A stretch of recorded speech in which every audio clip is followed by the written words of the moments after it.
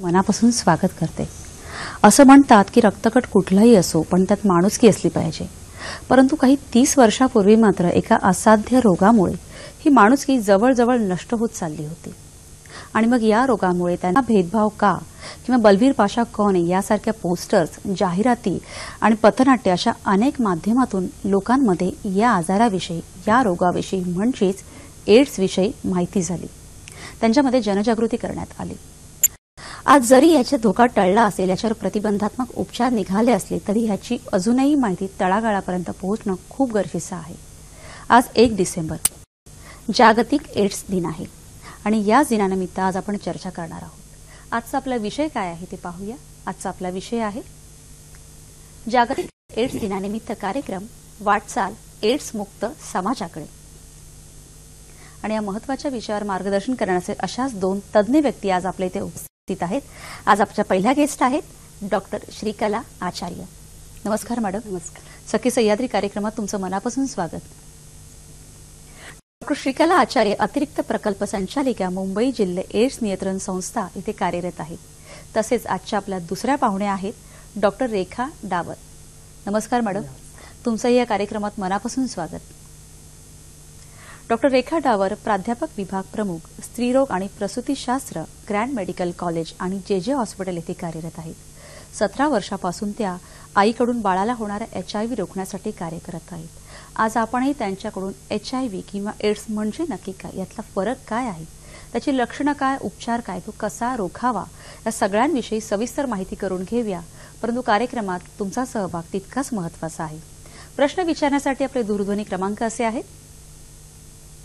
24908050, 24988050। आणखी एक नम्र विनंती, प्रश्न विचारताना आपल्या टीव्ही संचाचा आवाज थोडा कमी ठेवावा आणि आजच्या आपल्या महत्त्वाच्या विषयाला अनुसरूनच प्रश्न विचारावेत, जेणेकरून आजच्या आपल्या दोन्ही तज्ञांकडून आपल्याला सविस्तर माहिती करून घेता येईल। आजच्या आपल्या कार्यक्रमाला सुरुवात करूया। आज वर्ल्ड एड्स डे, जागतिक एड्स दिनानिमित्त वाटचाल एड्स मुक्त समाजाकडे हाच आपला विषय आहे आणि आपल्याबरोबर आहेत डॉक्टर श्रीकला आचार्य आणि डॉक्टर रेखा डावर। मॅडम, खरं आजचा जो विषय आहे तो खरंच खूप असा महत्त्वाचा आहे की वाटचाल एड्स मुक्त समाजाकडे, जे आपलं स्वप्न आहे आणि ते लवकरच आपल्याला पूर्ण करायचे की एकही असा व्यक्ती, रुग्ण किंवा आपल्या इथे आढळू नये की जो एड्स किंवा HIV ज्याला झालेला आहे। पण मुळात हा जागतिक एड्स दिनाची संकल्पना किंवा तो पाळला का जातो याविषयी सविस्तर सांगा। 1 डिसेंबर हा दिवस जो आहे हा सर्व जगभर जागतिक एड्स दिन ह्या निमित्ताने पाळला जातो। ह्याचं महत्त्वाचं कारण असं आहे की HIV एड्स ह्या आजारासंबंधी सर्व जनसामान्यांपर्यंत ह्याची माहिती जावी, त्याच्यासंबंधी जे गैरसमज आहेत ते कमी व्हावेत। HIV बाधित व्यक्ती बरोबर जे काही भेदभावाची वागणूक कुटुंबामधून, समाजातून मिळते ती कमी करण्यासाठी, नष्ट करण्यासाठी ह्याबाबतची जनजागृती व्हावी। आणि ह्या जनजागृतीमध्ये फक्त सरकारी उपक्रमच नव्हे तर खाजगी उपक्रम, खाजगी क्षेत्र आणि बिगर शासकीय संस्था किंवा NGOज आपण जे म्हणतो, आणि सर्व भागीदार ह्याच्यामध्ये एकत्र येऊन ह्या संबंधीची जनजागृती व्हावी, म्हणून हा दिवस जागतिक स्तरावर पाळला जातो। बरोबर आहे। म्हणजे आपण असं म्हणू शकतो की हे कोणा एका माणसाचं काम नाही, तर हे संघटितून आपल्या सगळ्यांचं काम आहे। डावरे मॅडम, मला तुम्हाला विचारायचं आहे की HIV आणि एड्स, कारण एक अशी संकल्पना आहे की HIV एड्स एक सारखंच आहे, पण नक्की त्या दोघांमध्ये फरक काय आहे या दोन? HIV आणि एड्स हे दोन शब्द जर आपण शास्त्रीय दृष्ट्या फार वेगळे आहेत. HIV म्हणजे ह्युमन इम्युनो डेफिशियन्सी व्हायरस, हे का मायक्रो म्हणजे इन्फेक्शन करणाऱ्या व्हायरसचं नाव आहे आणि त्याचा आपल्या शरीरात प्रवेश झाला आणि आपण त्यांच्या रक्ताची जर चाचणी केली तर त्याच्यात HIV व्हायरसची बाधा कळली की आपण त्याला HIV ग्रस्त म्हणतो. परंतु ही सुरुवात असते आणि आपल्याला जो एड्स म्हणजे अक्वायर्ड इम्युनो डेफिशियन्सी सिंड्रोम म्हणजे त्याच्यामध्ये जो आपल्या समोर येतो एड्सचा रुग्ण खंगलेला, वजन उतरलेलं, ताप येतोय, हागवण होतीये, ही एकदम शेवटची टप्पा आलेला असतो. आणि त्याच्यात अनेक वर्ष जाऊ शकतात कारण एक तर प्रत्येकाची प्रतिकारशक्ती वेगळी आहे. दोन माणसांना हे HIV इन्फेक्शन झालं, एकाचं शरीर लढा देऊ शकतं काही वर्ष, एकाचं शरीर काही महिन्यामध्येच झीज होऊ शकतं. त्यामुळे एड्स कुणाला आणि केव्हा होईल यासाठी आणि अनेक आपल्याकडे आता जे अँटी रिट्रोव्हायरल थेरपी निघाली आहे त्यामुळे HIV ग्रस्त माणसाला जर ही 3 औषधं TB प्रमाणे जशी 3 औषधं तशी ARTच्या 3 औषधं दिलं तर एड्स खूप दूर ढकलता येतो. आणि जगभर आता अशी मोहीम आहे की HIV ग्रस्त म्हणला की त्याला 3 औषधं द्यायची म्हणजे एड्स टाळता येईल अनेक वर्षांपर्यंत. ओके, म्हणजे तो टाळता येईल, त्याला कुठेतरी आपण दूर करू शकतो. पण मला श्रीकल मॅडम तुमच्याकडे यायचं की या प्रसाराचे मार्ग कोणते आहेत? म्हणजे तसे आपल्याला माहिती आहेत तरी पण सविस्तर असं आपण आपल्या सगळ्या प्रेक्षकांपर्यंत आपल्याला तळागाळापर्यंत ती माहिती पोहोचवायची. जसं डावर मॅडमनी सांगितलं, HIVचा हा विषाणू बाधित व्यक्तीच्या रक्तामध्ये आणि त्या व्यक्तीच्या लैंगिक स्रावामध्ये असतो. म्हणजेच जर बाधित व्यक्ती पुरुष असेल तर त्याच्या वीर्यामध्ये असतो आणि बाधित व्यक्ती स्त्री असेल तर तिच्या योनिस्रावामध्ये असतो. आणि जेव्हा ह्या स्रावांची अदलाबदल होते तेव्हाच हा संसर्ग होऊ शकतो. म्हणजे एका व्यक्तीकडनं दुसऱ्या व्यक्तीला ह्याचा प्रसार होऊ शकतो. म्हणजेच आपल्याकडे प्रसाराचे HIV प्रसाराचे प्रमुख मार्ग कुठले आहेत तर असुरक्षित लैंगिक संबंध. भारतामध्ये 10 पैकी 9 जण जे बाधित आहेत त्यांना हा संसर्ग असुरक्षित संबंधातून झालेला आहे. दुसरा महत्वाचा मार्ग म्हणजे बाधित स्त्री गरोदर असेल तर तिच्या होणाऱ्या बाळाला हा संसर्ग प्रेग्नन्सीच्या दरम्यान वारेमधनं म्हणजे जन्माच्या वेळेला किंवा नंतर मग आईच्या दुधामधनं होऊ शकतो. हा दुसरा प्रसाराचा मार्ग झाला. तिसरा जो मार्ग सुरुवातीला खूप जास्त कॉमन होता म्हणजेच एखाद्या बाधित व्यक्तीने रक्तदान केलं आणि हे रक्त गरजू रुग्णाला जर चढवलं गेलं तर गरजू रुग्णापर्यंत हे HIVचे विषाणू जायचे. परंतु आता ह्याचं प्रमाण खूप कमी झालेलं आहे. म्हणजे फक्त 100मध्ये 0.2% म्हणजे 1000मध्ये 2 व्यक्तींना हा संसर्ग आता दूषित रक्ताद्वारे होतो. आणि ह्याचं कारण असं आहे की आता सर्व रक्तपेढ्यांमध्ये HIV चाचणी करणं, जे रक्त संकलित केलं जातं त्याची HIV रक्त चाचणी करणं हे कंपल्सरी करण्यात आलेलं आहे. आणि HIV बाधित रक्त जर आढळून आलं म्हणजे त्याच्यामध्ये अँटीबॉडीज पॉझिटिव्ह आहे असं दिसून आलं तर ते लगेच नष्ट केलं जातं. बरोबर, आपण याविषयी अधिक जाणून घेऊयात कारण डावर मॅडम जसं आईकडून बाळाला याविषयी आपल्याला सविस्तर जाणून घ्यायचं आहे. आपला एक फोन घेऊया. भारत वावळ आपल्याशी बोलतात डोंबिवलीवरून. नमस्कार. नमस्कार भारतजी, बोला.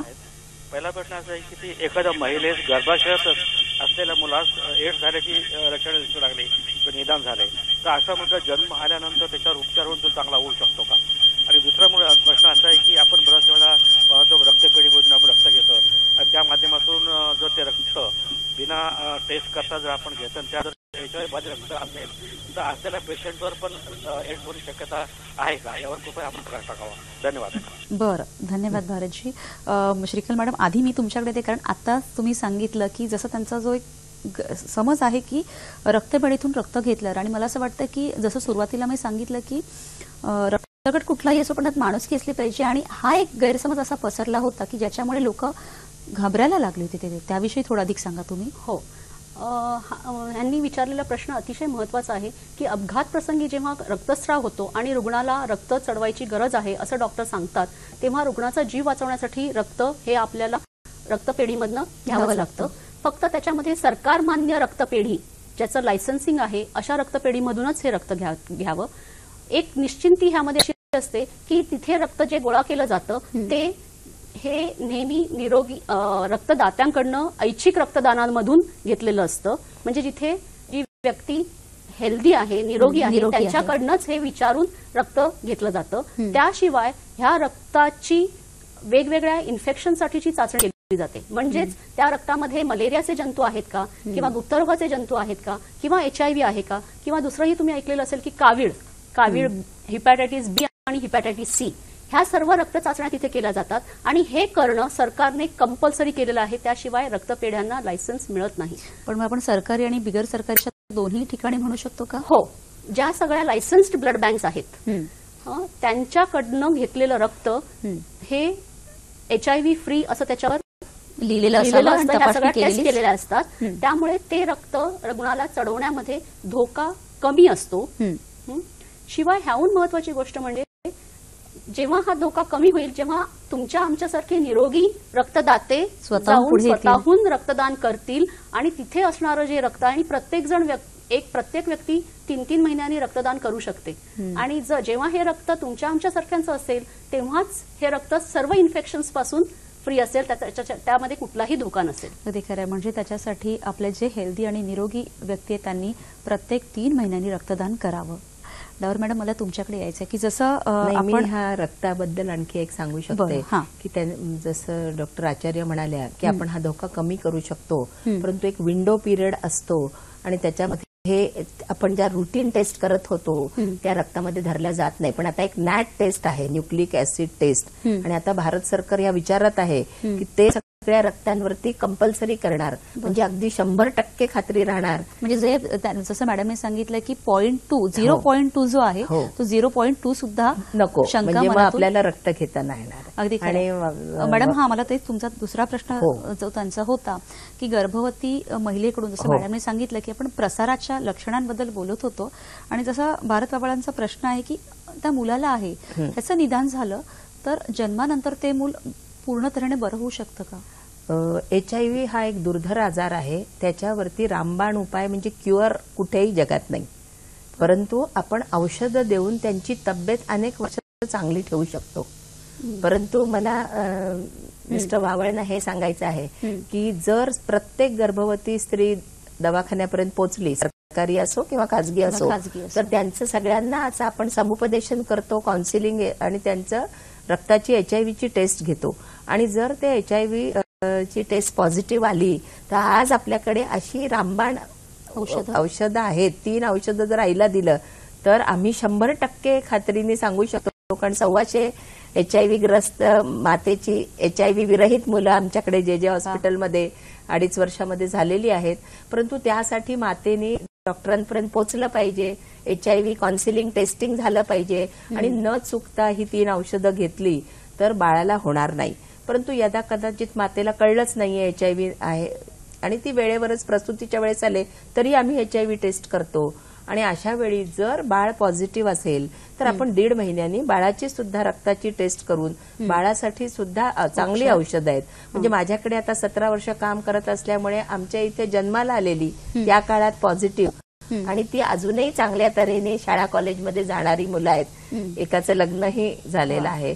तर आपण त्यांना मदत करू शकतो, परंतु पूर्ण क्युअर नाही करू शकत. खरंच मॅडम, आपल्याला आधी एक फोन घेऊया, आधी चर्चा पुढे चालू ठेवण्याआधी. पांडुरंग कांबळे आपल्याशी बोलतात चेंबूरवरून. नमस्कार. नमस्कार, बोला पांडुरंगजी. नमस्कार मॅडम. हॅलो. हा, बोला, तुमचा प्रश्न विचारा. नमस्कार मॅडम, मी चेंबूरहून बोलते, पांडुरंग कांबळे. हा मॅडम, आता माझ्या माहितीनुसार असं मी वाचलेलं आहे की एड्स संदर्भात की हॅलो. तुमचा सलग प्रश्न विचारा, तुमचा आवाज आमच्यापर्यंत पोहोचतोय, प्रश्न सलग विचारा. हा मॅडम, नमस्कार म्हटलं, कारण एड्स संदर्भात मी असं सुरुवातीला वाचलेलं आहे की विंडो पिरियड जे असतो, विंडो पिरियड, त्याच्या संदर्भात मला माहिती हवी होती. बरं, धन्यवाद पांडुरंगजी. श्रीकांत मॅडम, तुम्ही काय सांगाल की विंडो पिरियड याविषयी त्यांना माहिती हवी आहे, आणि आपल्या सगळ्यांनाच त्याची एक विंडो पिरियड म्हणजे नक्की काय? बरोबर आहे. HIV विषाणू मगाशी जसं मी सांगितलं त्या कुठल्याही 4 मार्गांनी शरीरामध्ये जाऊ शकतो. असुरक्षित लैंगिक संबंध, किंवा दूषित रक्तामधनं, किंवा गर्भवती मातेकडून, किंवा ज्या दूषित सुया किंवा उपकरणांचा वापर केल्यामुळे. हे HIV विषाणू शरीरामध्ये गेल्यानंतर शरीरामध्ये काही कालावधीनंतर त्याच्या अगेन्स्ट, त्याच्या विरुद्ध एक अँटीबॉडीज तयार होतात. आणि ह्या अँटीबॉडीज तयार होण्यासाठी 6 आठवडे ते 3 महिने एवढा कालावधी लागू शकतो. आणि ज्या HIV टेस्ट साधारणपणे केल्या जातात सर्व रुग्णालयामधनं किंवा लॅब्समधनं, ह्या टेस्टमध्ये ह्या अँटीबॉडीज शरीरामध्ये आहेत किंवा नाहीत ह्याचा तपास केला जातो. म्हणजेच आज जरी संसर्ग झाला असला किंवा शरीरामध्ये HIV विषाणू गेले असले, रक्तामध्ये ते असले, तरी ते अँटीबॉडी टेस्ट 6 आठवड्यानंतर तयार होत असल्यामुळे शरीरामध्ये ह्या पिरियडमध्ये टेस्ट केली तरी ती निगेटिव्ह येते. पण ती टेस्ट निगेटिव्ह आली म्हणजे ती व्यक्ती HIV बाधित नाही असं आपण खात्रीपूर्वक सांगू शकत नाही. बरं. आणि ह्या पिरियडला आपण विंडो पिरियड असं म्हणतो. ओके. मॅडम, डावर मॅडम, तुम्ही काय सांगाल? की हा विंडो पिरियड आहे, त्याच्यामध्ये अँटीबॉडी टेस्ट निगेटिव्ह येतात, परंतु अँटीजन आपल्या बॉडीमध्ये असतात. परंतु अँटीजनच्या टेस्ट आपण स्क्रीनिंग टेस्ट म्हणून वापरू शकत नाहीत. त्या महागड्या टेस्ट आहेत, PCR टेस्ट. परंतु ह्या पिरियडमध्येही जर आपण ह्या अँटीजन टेस्ट केल्या तर आपल्याला इन्फेक्शन झालंय हे कळू शकतं, त्याच्यामधून कळू शकतं. पण मला असं म्हणायचं, मुळात हा जो एक आजार आहे किंवा काय, त्याची लक्षणं काय काय आहेत? म्हणजे बारीक बारीक लक्षणे काय काय आहेत? हा रोगाचा पहिल्या स्टेजमध्ये लक्षणं येत नाहीत. त्यामुळेच माणसाला कळणार पण नाही की त्याच्या शरीरामध्ये हा विषाणूंचा प्रवेश झालेला आहे. हे विषाणू जे आहेत ते प्रतिकार शक्ती नष्ट करायला सुरू करतात आणि ती प्रत्येक माणसाची प्रतिकार शक्ती वेगळी असते. त्यामुळे जशी जशी प्रतिकार शक्ती कमी होत जाते तसं तसं माणूस खंगत जातो. मग त्याला वारंवार ताप येणं, त्याचं वजन कमी होणं, काहीच कारण नाहीये आणि वारंवार ताप येतोय तर नेहमी डॉक्टरांकडे गेलात की तुम्हाला 1 ते 2 दिवस अँटीबायोटिक देतील. पण असं वारंवार होतंय तर HIVची टेस्ट करणं गरजेचं आहे. काही कारण नसताना वजन खालवतंय, वारंवार हगवण, जुलाब होत आहे, सगळ्या प्रकारचे इन्फेक्शन, कारण प्रतिकार शक्ती कमी झाल्यामुळे की कुठेही आपल्याला पटकन जंतू संसर्ग होऊन इन्फेक्शन होतात. कारण TB हे एक HIV बरोबर नंतर कालांतराने जेव्हा प्रतिकार शक्ती कमी होते तेव्हा मग TBचाही प्रादुर्भाव आणि अनेक दुसरे आम्ही ऑपॉर्च्युनिस्टिक इन्फेक्शन म्हणतो, असे वेगवेगळे अगदी मेंदूपासून ते शरीरात कुठल्याही अवयवाचे इन्फेक्शन, ही त्याची एक प्रमुख लक्षणं आहेत असं आपण म्हणू शकतो. आपला एक पुढचा फोन घेऊया. उमा महाजन आपल्याशी बोलतात गोरेगाववरून. नमस्कार. अपरिहार्य कारणामुळे फोन कट झालेला आहे. तर जसं डावर मॅडम तुम्ही सांगितलं की ही त्याची अशी छोटी छोटी लक्षणं आहेत, तर श्रीकला मॅडम, तो रोखण्यासाठी आपल्याला काय करता येईल किंवा कसा टाळता येऊ शकतो? प्रत्येक व्यक्तीने आपलं वर्तन म्हणजे लैंगिक वर्तन हे जर आपण जोखलं, कारण जेव्हा मी बघतोय आता की 10 पैकी 9 व्यक्तींना हा संसर्ग असुरक्षित संबंधामधून होतोय. म्हणजेच आपण आपल्याला HIV पासून सुरक्षित राखू शकतो जर आपल्या लैंगिक वर्तनामध्ये आपण बदल केला. म्हणजेच संयम, सुरक्षा आणि विश्वास ही त्रिसूत्री जर आपण अंमलात आणली. आणि जेव्हा आपण ह्या मागची कारणं बघतो की भारतामध्ये जवळपास 31% जे संसर्ग आहेत, HIVचे संसर्ग आहेत, हे 15 ते 29 वर्ष ह्या वयोगटामध्ये दिसून येतात. आणि बऱ्याच वेळेला त्याच्या मागचं कारणही असं असतं की अल्कोहोल, दारू किंवा इतर मादक द्रव्य आणि व्यवस्थित प्रिव्हेन्शन न वापरता, म्हणजेच निरोधचा वापर न करता, ज्या व्यक्तीचं लैंगिक हिस्ट्री माहिती नाहीये अशा व्यक्तीबरोबर संबंध ठेवल्याने हा संसर्ग होऊ शकतो. कारण 30 वर्षापूर्वी हे नाव सुद्धा फार धोकादायक, म्हणजे घाबरण्यासारखं होतं. पण आता त्याचा मृत्यूदरही थोडा कमी होत चालला आहे. एवढी जनजागृती पसरलेली आहे तरी सुद्धा तो समूळ अजून नष्ट झालेला नाही. बरोबर आहे.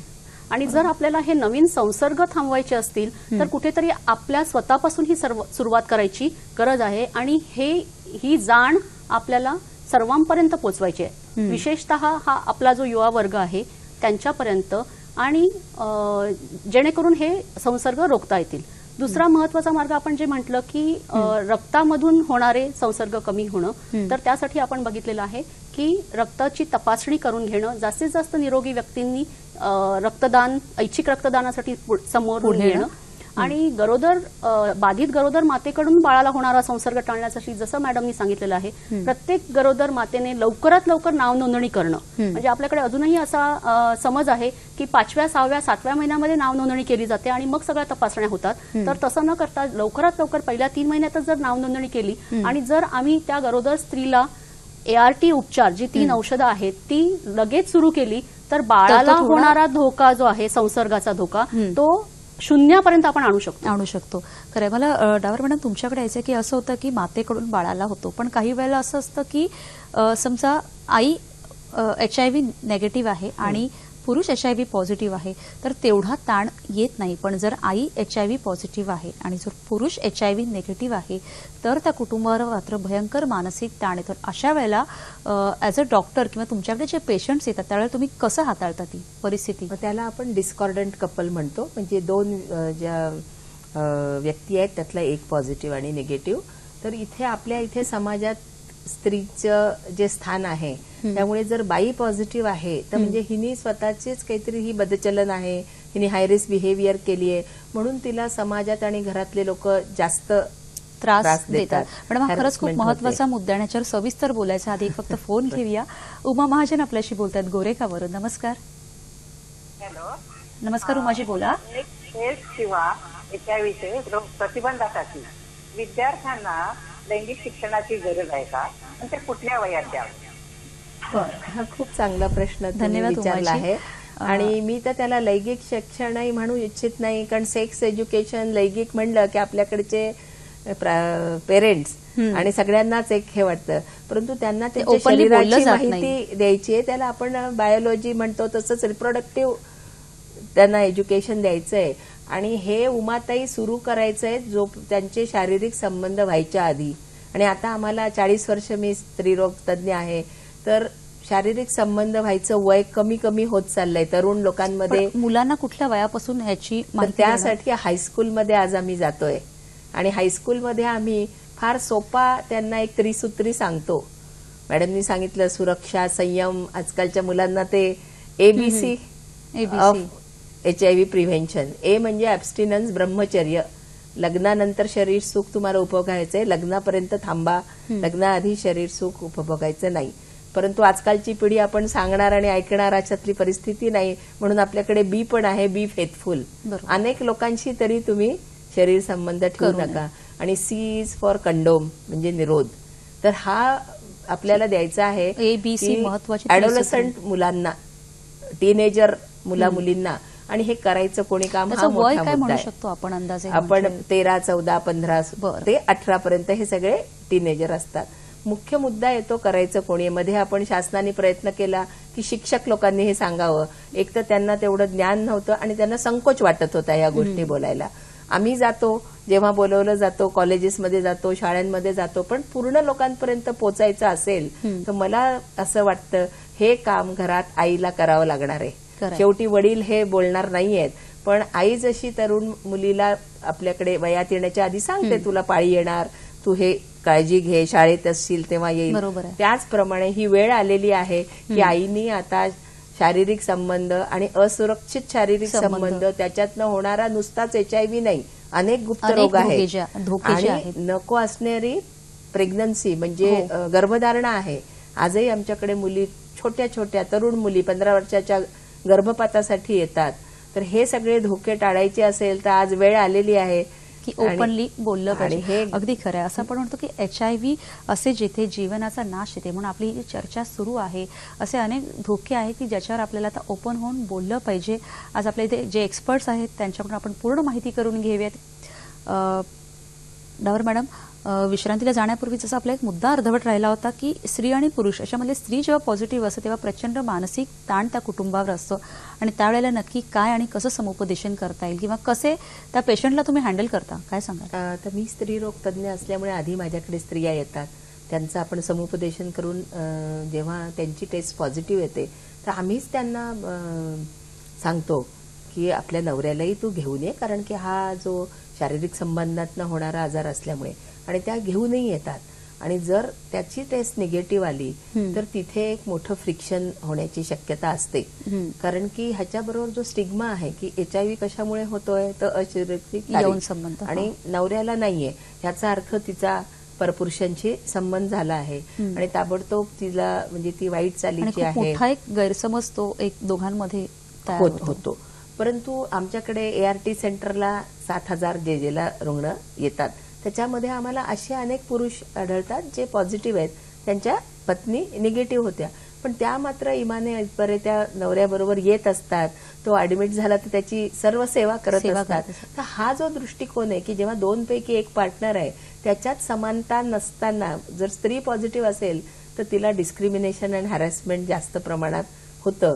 तर हे कुठेतरी समाजाने पाहिलं पाहिजे, कारण हे दोन्ही एका गाडीचेच दोन चाकं आहेत. तर कधी हा पॉझिटिव्ह आहे निगेटिव्ह आहे, तर उलट दुसऱ्याची काळजी घेऊन आज आपल्याला आपलं काम आहे.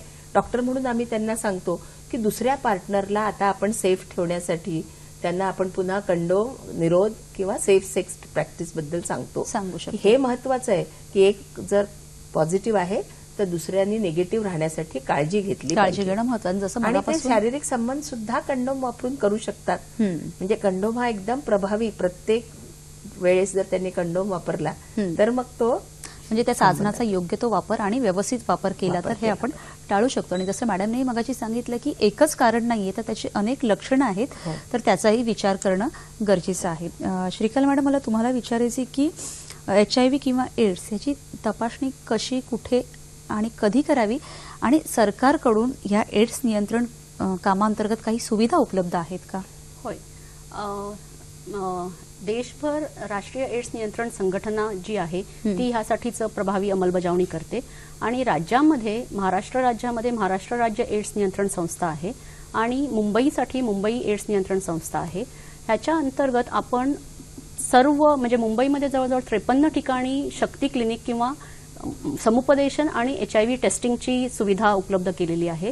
राज्यामध्ये सुद्धा प्रत्येक प्राथमिक आरोग्य केंद्र म्हणजे आपण ज्याला PHC म्हणतो किंवा हॉस्पिटल्स, ह्या सर्व ठिकाणी जवळजवळ 600 ठिकाणी ह्या टेस्टिंगची सुविधा आणि त्याचबरोबर समुपदेशन सुद्धा उपलब्ध आहे.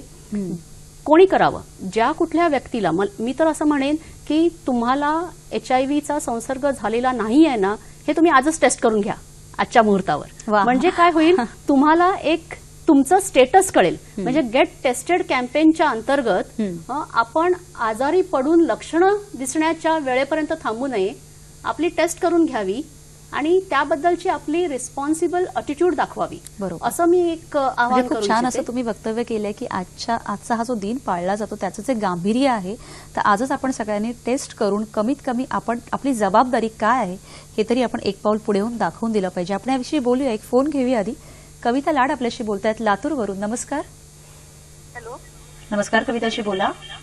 हा, हॅलो मॅडम, माझा असा प्रश्न आहे की जर आजकाल मुलं जातात ना कटिंग दाढीला, मग तिथं जर ब्लेड लागली तर आपल्याला कधी कळू शकेल की बाबा ह्याला HIV म्हणजे होती ब्लेड किंवा लागल्यावर झालेली आहे लागण? बरं, धन्यवाद कविताजी. खरंच त्यांनी हा जो मुद्दा उपस्थित केला आहे की आपण बऱ्याचदा असं म्हणतोय की असुरक्षित शारीरिक संबंध किंवा जसं आईकडून बाळाकडे किंवा, पण हा सुद्धा एक मुद्दा आहे आणि बऱ्याच लोकांच्या मनात हा सुद्धा एक गैरसमज असतो. काय सांगाल रेखा मॅडम तुम्ही, की कधी कळेल आपल्याला किंवा काय? त्यासाठी त्यांनी म्हणजे प्रत्येक वेळी नवीन ब्लेड वापरणं आवश्यक आहे. कारण की पहिल्या माणसाची ज्यांची दाढी केली आहे त्या ब्लेडनी त्याला HIV असेल आणि ते रक्त ओलं असताना दुसऱ्या माणसाला वापरली गेली. एक लक्षात ठेवा, HIVचा विषाणू हा ओल असेल तिथेच राहू शकतो. ड्राय गोष्टीमध्ये HIVचा म्हणजे जसं तो एक जो एक त्यामुळे ती ड्राय ब्लेड असेल तर त्या पहिल्या माणसाचा विषाणू दुसऱ्याला जात नाही. त्यामुळे काळजी करायचं का नाही. पण लगेचच केलं, रक्त वेट असेल तर झालं तर 6 आठवडे पुन्हा लागणार कमीत कमी शरीरामध्ये अँटीबॉडीज तयार व्हायला. तर त्यामुळे 6 आठवड्यांनीच तुम्हाला त्या ज्या रुटीन आपल्या अँटीबॉडी टेस्ट आहे त्या करता येईल. पण आपली जबाबदारी आपण एक रिस्पॉन्सिबल म्हणून घेऊ शकतो की ते ब्लेड बदललेलं आहे की नाही बघणं. कमीत कमी स्वच्छ आणि ड्राय म्हणजे कोरडा आहे. म्हणजे आपण जसं श्रीकमला म्हणू शकतो की फक्त हात मिळवणे किंवा थुंकीतून किंवा अशा पद्धतीने तो विषाणू पसरलेला नाही आहे. आणि तुम्ही मगाशी सांगत होता मॅडम की त्याच्या तपासणीबद्दल. होय, तर ही जी HIV तपासणी केली जाते आणि आता ज्या नवीन तपासण्या आलेल्या आहेत, म्हणजे ह्या सर्व आपण म्हटलं की प्राथमिक आरोग्य केंद्र, जिल्हा रुग्णालय, उपजिल्हा रुग्णालय, ह्या सर्व ठिकाणी ह्या टेस्टिंगच्या फॅसिलिटीज उपलब्ध आहेत. त्याचबरोबर आता जे नवीन टेस्ट उपलब्ध झालेले आहेत त्यामध्ये आपल्याला रिपोर्ट जो आहे तो सुद्धा अर्ध्या तासामध्ये मिळू शकतो. म्हणजेच तिथे जाऊन आपण जर ही टेस्ट केली तर अर्ध्या तासामध्ये आपल्याला कळू शकतं की मी निगेटिव्ह आहे. तर त्यामुळे ह्या टेस्टिंगसाठी लोकांनी पुढे येऊन स्वतःची चाचणी करून घ्यावी आणि स्वतःचं स्टेटस जाणून घ्यावं. दुसरी गोष्ट म्हणजे जर व्यक्ती समजा पॉझिटिव्ह त्यामध्ये निघाली तरीही घाबरून जाण्याचं कारण नाहीये, कारण आता मोफत उपचार म्हणजे 2004 पासून भारत सरकारकडनं ART असं आम्ही त्याला म्हणतो, ART उपचार म्हणजेच anti retroviral therapy. Anti retroviral म्हणजे HIV विषाणू विरोधी ही औषधं असतात आणि जसं मगाशी मॅडमनी सांगितलं की 3 औषधांचं 1 गोळी किंवा 2 गोळ्या अशा ह्या रोज न चुकता घ्यायच्या असतात आणि ह्या गोळ्या आयुष्यभर घ्यायच्या असतात. आणि हे जे ART उपचार केंद्र आहेत ही सुद्धा आता प्रत्येक जिल्ह्याच्या ठिकाणी आणि उपजिल्हा ठिकाणी आहेत. त्यामुळे कुठल्याही म्हणजे जरी ही टेस्ट प्रायव्हेटमधनं केलेली असेल, पॉझिटिव्ह आली व्यक्ती, तरीही घाबरून जायचं नाहीये. तर लगेच आपल्या जिल्ह्यामध्ये कुठे ART उपचार केंद्र आहे आणि बहुतेक सगळ्या ठिकाणी जिल्हा रुग्णालयामध्ये, उपजिल्हा रुग्णालयामध्ये म्हणजे महाराष्ट्रामध्ये 72 ठिकाणी ही केंद्र आहेत आणि मुंबईमध्ये 15 हॉस्पिटल्समध्ये, ज्याच्यामध्ये सर्व मेडिकल कॉलेजेस आणि बाकीची रुग्णालयं जी आहेत तिथे ही ART उपचार सेवा आणि पूर्णपणे मोफत, म्हणजे रुग्णांना आयुष्यभर ही औषधं गव्हर्नमेंटकडनं मोफत पुरवली जात आहेत. त्यामुळे आणि ही औषधं घेतल्याचा काय फायदा होतो, तर ह्या औषधामुळे शरीरामधले विषाणू जे आहेत त्यांची संख्या नियंत्रित राहते आणि विषाणूंची संख्या नियंत्रित राहिल्यामुळे जी प्रतिकार शक्ती इतर वेळेला कमी झाली असती आणि एड्सचा आजार झाला असता तो आपल्याला टाळता येतो. जसं आपले आत्ताचे जीवनशैलीमुळे होणारे आजार आहेत, म्हणजे समजा मधुमेह आहे किंवा ब्लड प्रेशर आहे, त्याच्यामध्ये जसं आपण म्हणतो की तुमची रोजची गोळी न चुकता घ्या आणि तुमचं बाकीची दैनंदिन जे कामं आहेत ते तुम्ही कंटिन्यू करा. तशाच प्रकारे आता ह्या ART उपचारामुळे HIV बाधितांचं जीवन पूर्णपणे बदललेलं आहे आणि ती व्यक्ती जसं मगाशी मॅडमनी सांगितलं 15, 20, 25 वर्ष सुद्धा नियमित उपचारांनी आपलं नेहमीचं जीवन जगू शकते. जीवनशैलीमध्ये थोडासा सकारात्मक बदल करावा लागतो, म्हणजेच व्यसन करणार नाही किंवा वेळच्या वेळी जेवण, संतुलित आहार. पण ह्या सर्वांनी, कारण हे थोडंसं पथ्य पाळावंच लागणार आहे, पण तो धोका जो आहे एड्सचा किंवा होणाऱ्या मृत्यूचा हा आपल्याला टाळता येऊ शकतो. अगदी खरं आहे. रेखा मॅडम, मला तुमच्याकडे यायचं की जसं मॅडमने सांगितलं की हा धोका टाळता येऊ शकतो नियमित ती औषधोपचार केल्यानंतर, पण जसं गर्भवती मातेकडून किंवा बाळाला असं काही आहे की किती वेळा तो फॉलोअप करावा लागेल किंवा किती वर्ष ती औषधं चालू ठेवावी लागतील आणि त्याच्यामध्ये समुपदेशन सतत करणं किती महत्वाचं आहे? नाही, हा HIV हा जो रोग आहे ना, हा जितका शरीराचा आहे त्याच्यात मानसिक त्रास तेवढाच आहे आणि त्याला आपण कारणीभूत आहे. आजूबाजूचे लोक जे आहेत HIV कडे ज्या दृष्टीने बघतात त्यामुळे वाईट टाकलं लागतं, तिरस्कार केला जातो. त्यामुळे समुपदेशन किंवा काउन्सिलिंग खूपच महत्वाचं. पहिलं येतं प्री टेस्ट काउन्सिलिंग. टेस्टिंगच्या आधीच सांगायचं HIV काय आहे, कसा पसरतो आणि कसा रोखता येतो. पोस्ट टेस्ट काउन्सिलिंग ते कठीण असतं जेव्हा पॉझिटिव्ह असतं माणूस, निगेटिव्हला आपण पटकन पोस्ट टेस्ट करू शकतो. त्याच्यानंतर जर ती गर्भवती असेल तर मग तिला आम्ही पुढचं काउन्सिलिंग करतो की ही औषधं उपलब्ध आहेत, ही आम्ही ताबडतोब सुरू करतोय. तर ह्याच्यात अनेक टप्पे होते. मी आता गेली 17 वर्ष करतेय. आधी आपण सरकारमान्य म्हणजे 1 नेव्हरापिनची गोळी आईला आणि 1च नेव्हरापिनचा डोस बाळाला देत होतो. सोपा सुटसुटीत कार्यक्रम होता म्हणून आपण घेतला होता आधी आणि तो आपण खेड्यापाड्यापर्यंत नेऊ शकलो. नर्स, डॉक्टर जे कोण डिलिव्हरी करतायत 1 गोळी आईला 1 डोस बाळाला. परंतु त्याच्यामध्ये 100% खात्री नव्हती. आम्ही दिलेल्या नेव्हरापिन 90% बाळं वाचली, कुठे 8%, कुठे 10% पॉझिटिव्ह आली.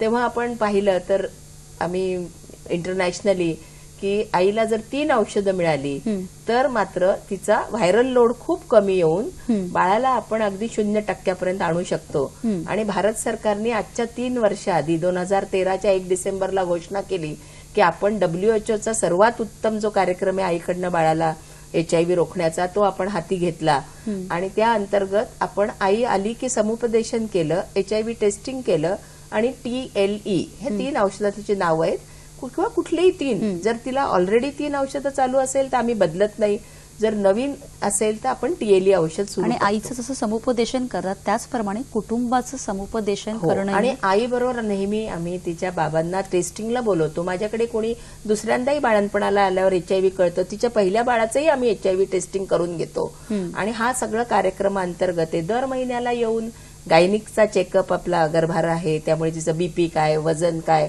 म्हणजे ते बाकीच्या तर आहे. टेस्ट, हो. आणि त्याचबरोबर दर महिन्याला ART सेंटरहून ही औषधं मिळतात. CD4 वगैरेच्या टेस्ट होतात, परंतु CD4च्या टेस्टचा रिझल्ट येईपर्यंतही थांबायचं नाहीये. गर्भवती आहे, HIV ग्रस्त आहे, लगेचच औषध सुरू आणि हे औषध WHO एक कार्यक्रम असा होता की हे औषध तुम्ही गर्भारपणी घ्या, बाळंतपणात घ्या आणि 1.5 वर्ष बाळाला दूध पाजता तोपर्यंत घ्या आणि नंतर तो थांबवता येतो. त्याच्यात HIV आईकडनं बाळाचं संक्रमण पूर्णपणे थांबवता येईल, पण आईचं काय पुढे? आईची औषधं थांबल्याने तिची तब्येत बिघडण्याची शक्यता होती. म्हणून भारत सरकारने WHO B+ कार्यक्रम घेतला. ही माता आहे, ही स्पेशल आहे आणि हिचं बाळ वाचवल्यावर हिने सुद्धा चांगलं राहिलं. म्हणून आता आपण तिला जन्मभर हे 3 औषधं, म्हणजे तिचं CD4 काही असो, एरवी CD4 खाली गेला तरच सरकारकडनं आपल्याला 3 औषधं मिळतात, परंतु ही माता आहे म्हणून हिला आता आपण एकदा सुरू केलेली औषधं जन्मभर देणार, त्यामुळे तिचीही तब्येत चांगली राहणार. तर 2 महत्वाचे फायदे झाले. आपण बाळांना वाचू शकलो आणि पुढची पिढी वाचली आणि ही आई तिची सुदृढ राहून त्या बाळांची काळजी घेऊ शकते. अगदी खरं. श्रीकमला मॅडम, जसं आता मॅडमने सांगितलं की म्हणजे नवरा बायकोचं कुटुंबाचं समुपदेशन जे होतं, त्याचबरोबर युवा वर्ग, जसं मगाशी तुम्ही सांगितलं की 15 ते 35 हा जो वयोगट आहे तिथे हे प्रमाण कुठेतरी जास्त आहे. बऱ्याचदा असं होतं की आता हे जी पथनाट्य किंवा आपलं जे नाटक किंवा एकांकिका ह्याच्यामधूनही ह्या विषयाबद्दल जनजागृती होत आहे, पण तुम्ही अजून त्याच्याविषयी काय सांगाल? हो, यामध्ये आपण जे युनिव्हर्सिटीज आहेत, युनिव्हर्सिटीजच्या कॉलेजेसमधनं NSSच्या स्टुडंटच्या द्वारे आपण पिअर एज्युकेटर्स म्हणून बनवतो. म्हणजे त्यांना HIV AIDS बद्दलची पूर्ण माहिती, कसा प्रसार होतो, काय केलं पाहिजे ह्याच्याबद्दलची माहिती देऊन हे जे पिअर एज्युकेटर्स असतात ते आपल्या कॉलेजमध्ये एकत्र आपल्याबरोबर सहाध्यायी जे असतात, शिकणारी जी असतात, इतर त्यांचे जे कलिग्स असतात त्यांच्यापर्यंत ही माहिती देतात. म्हणजेच ही रेड रिबन क्लब्स मुंबईमध्ये जवळजवळ 135 कॉलेजेसमध्ये, आणि जेव्हा ही माहिती माझ्यासारख्याच दुसऱ्या व्यक्तीकडनं येते बरोबर, तेव्हा ती माहिती चा अंमल करण्याकडे जास्त प्रवृत्ती असते. मला असं वाटतं प्रेशर, येस, पिअर म्हणजे माझ्या समवयस्क ग्रुपकडून, आणि त्याचा जास्त इफेक्ट होतो. आणि हे नुसतंच सांगणं नसतं, जसं तुम्ही म्हणालात की आता आजपासून पुढचे 2 आठवडे मुंबईमध्ये ही कॉलेजेसमधली ही जी मुलं आहेत ती पथनाट्य किंवा जाऊन माहिती देणं, आपल्या बरोबर काम करणाऱ्या, आपल्या बरोबर शिकणाऱ्या मुलांनाच नव्हे तर वस्ती पातळीवर सुद्धा जाऊन ह्या NSSच्या उपक्रमाखाली ही माहिती देतात. त्याचबरोबर मुंबईमध्ये महानगरपालिकेच्या सर्व माध्यमिक शाळांमधनं टीचर्सना आम्ही ट्रेन केलेलं आहे. आणि त्याच्यामध्ये जसं मॅडमनी सांगितलं की नुसतंच HIV AIDS नाही तर शरीराबद्दलची ओळख, मेन्स्ट्रुअल हायजीन म्हणजेच पाळीच्या वेळी काय स्वच्छता पाळली पाहिजे, गुप्तरोग का होतात, आणि जर कोणाकडनं प्रेशर येत असेल संबंध ठेवण्यासाठी तर ते कसे थांबवले पाहिजेत याबद्दलचं एक जीवन कौशल्य सुद्धा त्याच्यामध्ये त्याचा अंतर्भाव आहे.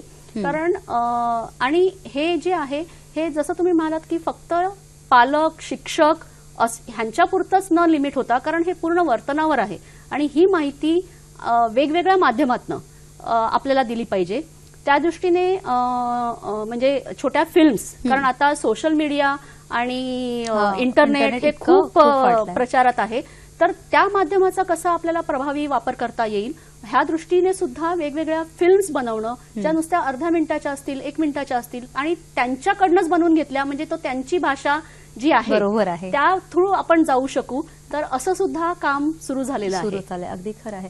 जसं आपण लग्नात पत्रिका बघतो, पण त्याच्याही आधी लग्नापूर्वी HIVची टेस्ट करणं किती गरजेचं आहे हे आपण जाणून घेऊयात. रेखा मॅडम, मला तुमच्याकडे की जसं असं प्रमाण कमी होत चाललंय, जनजागृती झाली तरीही अजून 100% आपल्याकडे अजूनही पत्रिका बघितल्या जातात, पण पत्रिका बघण्याच्या ऐवजी जर लग्नापूर्वी तपासणी केली तर किती महत्वाचं आहे, आणि जर एखाद्या व्यक्तीला पॉझिटिव्ह असेल, HIV पॉझिटिव्ह ती व्यक्ती असेल तर आपल्या पार्टनरला ते सांगणंही किती महत्वाचं आहे? फार चांगला प्रश्न आहे हा, की पत्रिका बघायच्या असतील तर बघा. शहरी भागात जरी होत असेल तरी ग्रामीण भागात HIV टेस्टिंग केल्याने 2 फायदे होणार आहेत. काउन्सिलिंग होणार आहे, कारण HIV टेस्टिंग आम्ही कुणाचंही काउन्सिलिंग शिवाय करत नाही. त्यामुळे ह्या तरुण तरुणींना लग्नाच्या आधी HIV कसा पसरतो आणि त्याच्यामध्ये जो आपण म्हणतोय की शारीरिक संबंध आणि हे, तर ते एक माहिती मिळणार. आणि दुसरं म्हणजे HIV रक्त पॉझिटिव्ह आहे की नाही. फक्त एक इथे पुन्हा जर कुणाची हाय रिस्क बिहेवियर असेल तर एक विंडो पिरियड असतो.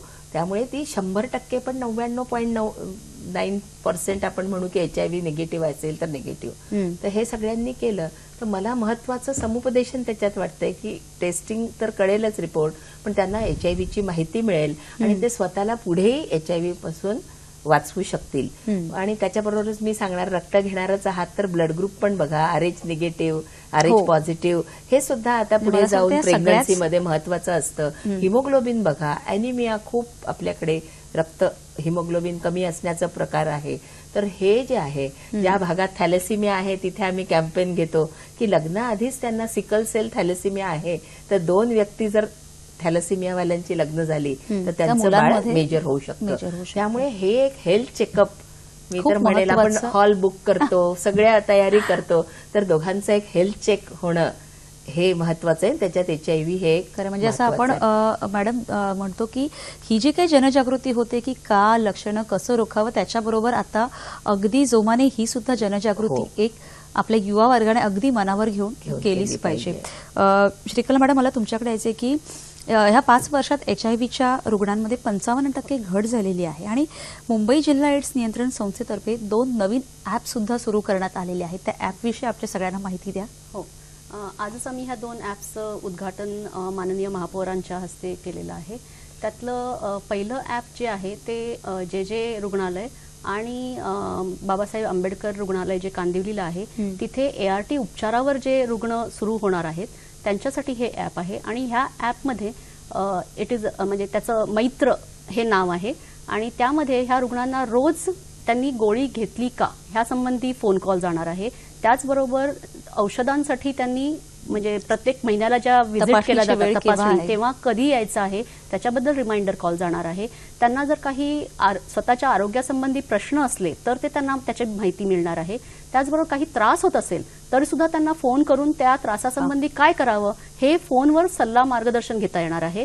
आणि हे आम्ही जॉन्सन अँड जॉन्सन ह्या कंपनीच्या सहकार्यातून हे केलेलं आहे. आणि दुसरं ॲप जे आम्ही आज लॉन्च केलेलं आहे त्याचं नाव आहे आय चेक. म्हणजेच मला मुंबई शहरामध्ये जर कुठल्या सेंटरमध्ये जाऊन माझं टेस्टिंग करायचं असेल तर मला हे मोबाईलमध्ये कळणार आहे की मी आता जिथे आहे तिथून मला जवळचं कुठलं सेंटर आहे. अतिशय सुंदर ॲप असे म्हणजे खूप छान आणि म्हणजे बऱ्याच वेळेला माहिती असते, मनात असतं, पण जाऊ दे नंतर कधीतरी बघूया असं होतं. तर मला जर आता जाऊन करायचं असेल तर कुठे आहे म्हणजे आपण कोणाला दुसऱ्यांना पण सांगू शकतो की बाबा इथे आहे, ही वेळ आहे, हा कॉन्टॅक्ट नंबर आहे, असं आपण सगळं त्याच्यामध्ये लॉन्च केलेलं आहे. आय चेक असं त्याचं नाव आहे आणि गुगल प्ले स्टोअरमध्ये ते पूर्णपणे मोफत उपलब्ध आहे. आणि त्याचबरोबर सुरक्षा क्लिनिक म्हणजेच गुप्तरोगांची चाचणी आणि उपचार पूर्णपणे मोफत ते सुद्धा त्याच्यामध्ये दाखवण्यात आलेलं आहे. आणि ART उपचार केंद्र म्हणजे मुंबईमध्ये हे ART उपचार केंद्र जी 15 आपण मगाशी म्हटलं तर ती कुठे आहेत आणि कसं तिथे पोचायचं आहे हे सुद्धा त्यामधनं आपण या मोबाईल ॲपमधनं करू शकतो. म्हणजे अतिशय महत्त्वपूर्ण आणि सगळ्यात असं म्हणू शकतो आपण की हे जे सगळं आहे ते कुठेही लाज न बाळगता कुठेही मनात किंतु परंतु न ठेवता आपण स्वतःहून करून घेणं खूप गरजेचं आहे. डावर मॅडम, मला तुमच्याकडे यायचं आहे की जसं आपण आई आणि बाळ 17 वर्ष तुमचं एवढं मोठं कार्य जे चालू आहे की HIV रोखण्यासाठी आणि जसं मगाशी तुम्ही बोलताना सांगितलं होतं की नॉर्मल डिलिव्हरी आणि सिझर डिलिव्हरी ह्याचाही कुठेतरी संबंध आहे. आईच्या बाळाला दूध पाजते तर ते आमच्या सगळ्या ज्या गृहिणी आहेत ज्या त्या सगळ्यांपर्यंत सविस्तर की काय समज आहे यातला. आधी जेव्हा अँटी रिट्रोव्हायरल औषधं आईला दिली जात नव्हती तेव्हा पाश्चात्य देशांमध्ये सिझेरियन ह्या पद्धतीनेच बाळंतपण करण्यात येत होतं. म्हणजे आईच्या योनी मार्गातनं बाळ जाणार नाही आणि HIV. परंतु आता आपण 3 औषधं देतोय, त्यांना अनेक महिने देतोय त्यांनी नाव घातल्यापासून. त्यामुळे आता HIVचा धोका तिच्याकडे कमी झालेला आहे. त्यामुळे आपण तिला नॉर्मल डिलिव्हरी प्रसूती करू देतो. फक्त सिझेरियन मूल आडवं आहे, जागा लहान आहे तरच आपण सिझेरियन करतो. महत्वाचा मुद्दा आहे तो स्तनपानाचा. आधी जेव्हा आपण नेव्हरपिनची 1 गोळी देत होतो तेव्हा आम्ही आईला चॉईस द्यायचो की तुला स्तनपान करायचंय तर त्याच्यातही थोडा धोका आहे आणि वरचं द्यायचं तर दे. परंतु आता मी तिला खात्रीने सांगू शकते की तू आता स्तनपान करू शकते कारण आम्ही तुला ही 3 औषधं महिने दिली आहे, व्हायरल लोड कमी आहे तर ती स्तनपान करू शकते. बाळाचा फॉलोअप फार महत्वाचा आहे. 1.5 महिन्याला आपण पहिली टेस्ट घेतो. आपण हिमोग्लोबिन सारखं एकच थेंब रक्त काढून बाळाचं तपासतो आणि त्याला 1.5 वर्षापर्यंत आपण त्यांचा फॉलोअप ठेवतो. आणि मगच आम्ही डिक्लेअर करतो की हे बाळ HIV नाही म्हणजे ह्या सगळ्या गोष्टींचा फॉलोअप करणं आणि हो. हे सगळं पथ्य पाळणं खूप महत्वाचं आहे. हा विषय आणि तसा आम्ही मोठा जे गंभीर आहे. रुग्णालयामध्ये 1300हून अधिक HIV ग्रस्त मातांची ह्या गेल्या 15 वर्षामध्ये प्रसूती झालेली आहे, परंतु 3 औषधं सुरू झाल्यापासून एकही बाळ आमचं पॉझिटिव्ह आलेलं नाहीये. त्यामुळे सगळ्या मातांनी दवाखान्यापर्यंत पोहोचून टेस्ट करून औषधं खूप घ्यावं, महत्त्वाचं म्हणजे आहे. कमीत कमी पुढच्या पिढीला आपण निरोगी वाचवू ठेवू शकू. शकतो. मॅडम अगदी विषय मोठा आहे, महत्वाचा आहे, पण आपल्याकडे वेळ कमी आहे. तुम्ही थोडक्यात अगदी काय संदेश द्याल? नाही, HIV मध्ये पहिल्यांदा होऊ न देणं हे महत्वाचं. तरुण तरुणींनी काळजी घेतली तर माझा हा 17 वर्ष आम्ही जो कार्यक्रम करतोय तो आम्हाला बंद करता येईल की आईकडनं बाळाला जाण्याचा, पण त्याला खूप वेळ आहे. त्यामुळे स्वतःला HIV पासून वाचवा. HIV असेल तर गर्भधारणा केव्हा करायची सल्ला घ्या, तब्येतची तब्येत बघा, नंतर औषधं घेऊन बाळाला वाचवा. आणि जन्मभर ही आम्ही तुम्हाला ARTची औषधं देणार आहोत. तो तुम्ही व्यवस्थित घेतलं तर अनेक वर्ष तुम्ही चांगल्या प्रकारचं जीवन जगू शकता. आणि जे रुग्णालयामध्ये इथे अनेक वर्षापासून खूप मोठं काम झालेलं आहे आणि UNAIDS या संस्थेने सुद्धा त्याची दखल घेतलेली आहे. अगदी खरं. म्हणजे ह्या सगळ्याची जी माहिती आहे ती तळागाळापर्यंत पोहोचणं खूप गरजेचं आहे. आणि हे काम केवळ सरकार किंवा कोणी करणार नसेल तर आपण एक पाऊल जबाबदारीने पुढे येणं खूप गरजेचं आहे. जसं श्रीकला मॅडमने सांगितलं की आज हा दिवस 1 डिसेंबर हा दिवस जो पाळला जातो तर आपण आपल्यापासूनच सुरुवात करावी आणि आज आपण आपलं सुद्धा जाऊन चेकअप करून घेणं हे खूप महत्वाचं आहे. रेखा मॅडम, श्रीकला मॅडम, आज तुम्ही इथे आलात आणि ही जी माहिती आमच्या सगळ्यांपर्यंत पोहोचवली त्याबद्दल खरंच खूप खूप धन्यवाद. दूरदर्शनचे धन्यवाद की त्यांनी हा विषय निवडून आपण आम्हाला भेटूया संधी पुढील दिली. भागात एका नवीन विषयासह. तोपर्यंत नमस्कार.